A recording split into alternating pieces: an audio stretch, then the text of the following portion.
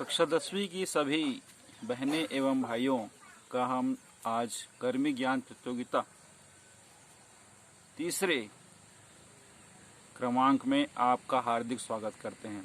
ठीक है, 7 प्रश्न आपसे पूछे जाएंगे। उन 7 प्रश्नों का जवाब आपको कल सुबह रविवार की सुबह 7 बजे तक आपको लिख भेजना है।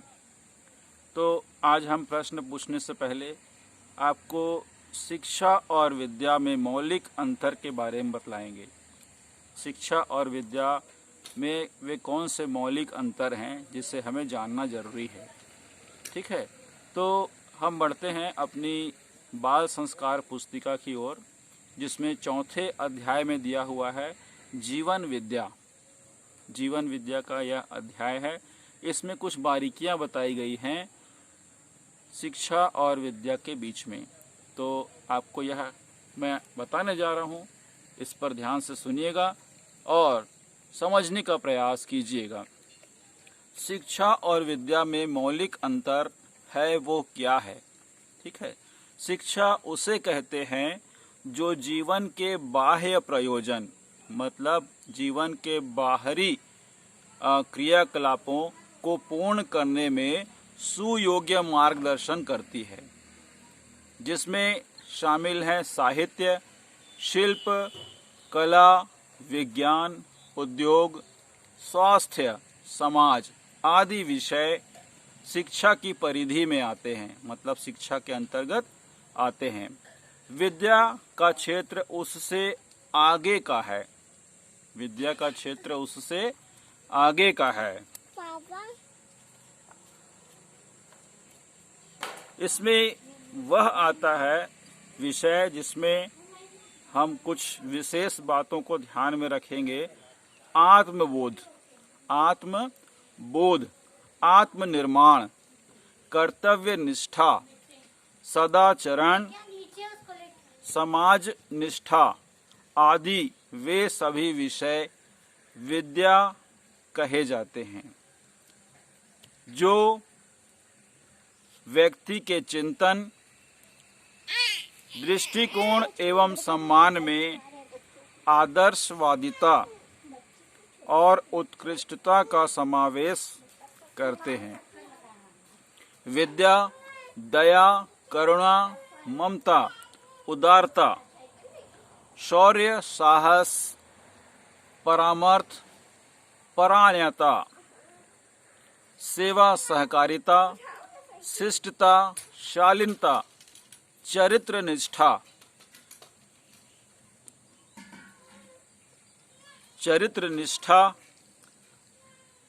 शौर्य, साहस, न्यायप्रियता, सुव्यवस्था, समझदारी, ईमानदारी, जिम्मेदारी, बहादुरी जैसे गुणों का विकास करती है।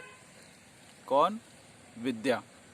ठीक है, शिक्षा और विद्या दोनों के समन्वय से ही व्यक्ति जीवन जीने की कला सीखता है। अतः यह परम आवश्यक है कि बालकों में बचपन से ही शिक्षा के साथ साथ विद्या का भी संवर्धन किया जाए, ताकि वे बड़े होकर एक सफल व्यक्ति, महामानव बन सकें। इसके लिए सबसे पहले आवश्यकता है इस बात की कि सुव्यवस्थित जीवन विद्या अध्याय में बालकों के लिए एक व्यवस्थित दिनचर्या एवं अभ्यास को क्रम दिया जाए, जिसे जीवन में अपनाने हेतु बालकों को प्रयत्न करना चाहिए। इससे बालकों के जीवन में सुव्यवस्था, नैतिकता, आस्तिकता, कर्तव्य परायणता जैसे गुणों का विकास होगा। तो आज आपने शिक्षा और विद्या के बारे में कुछ जानकारी ली।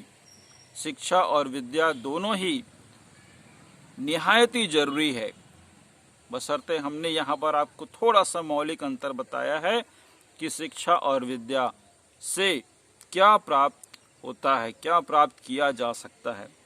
ठीक है, तो ये दो मौलिक अंतर हैं कि शिक्षा के अंतर्गत क्या क्या आते हैं और विद्या के अंतर्गत क्या क्या समावेश है। तो आज हमने जीवन विद्या को पढ़ा है। इसके आगे हम देखेंगे वे 7 प्रश्न जो आपको उसके उत्तर लिखकर देने हैं। तो वे 7 प्रश्न कौन कौन से हैं, इसके बारे में जानकारी ले लेते हैं। लिख लीजिए। इन 7 प्रश्नों को आप हमें लिखकर भेजेंगे। यह पहला प्रश्न है, लिखिएगा। पहला प्रश्न, गोत्र शब्द हमें किस वेद से मिला है? प्रश्न पहला है, गोत्र शब्द जो है वो हमें किस वेद से मिला है, उस वेद का नाम लिखना है। ठीक है। आकाश गंगा की आकृति किस प्रकार की है? प्रश्न दूसरा है, आकाश गंगा की आकृति किस प्रकार की है? तीसरा प्रश्न, ध्यान दीजिएगा, लौह पथगामिनी को अंग्रेजी में क्या कहेंगे?